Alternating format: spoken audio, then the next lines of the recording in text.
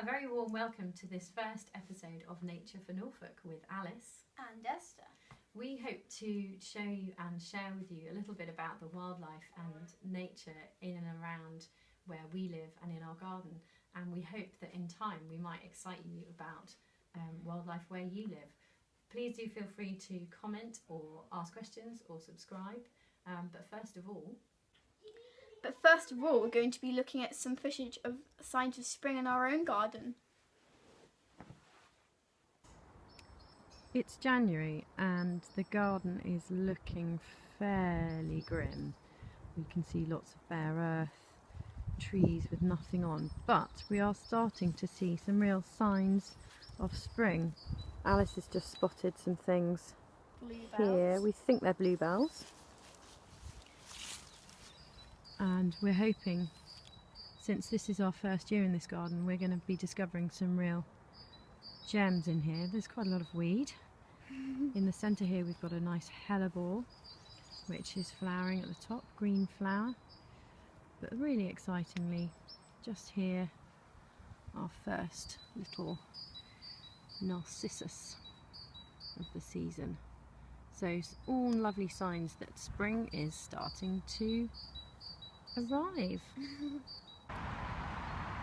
Another sign of spring! What are they? They're crocuses!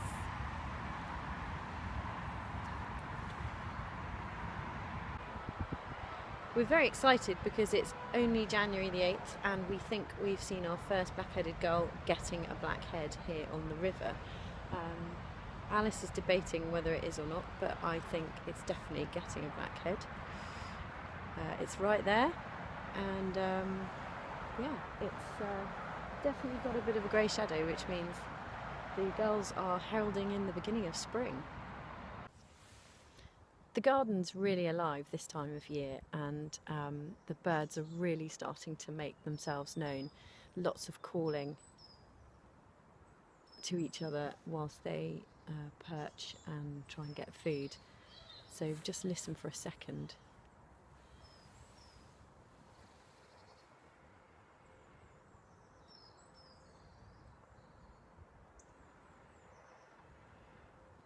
Of course they go quiet just as we want to hear them, but we've got a mixture of great tits, blue tits, coal tits, wrens, blackbirds, all making themselves known, all trying to find territory, thinking about nesting in the next month or so. There's a wren, I think. We've got chiff-chaffs as well. We've got those. Grandpa says he's heard chiff-chaffs. Yeah. I haven't heard them yet. And of course up above we've got gulls. So lots of bird life. Next week we'll be preparing for a very special weekend.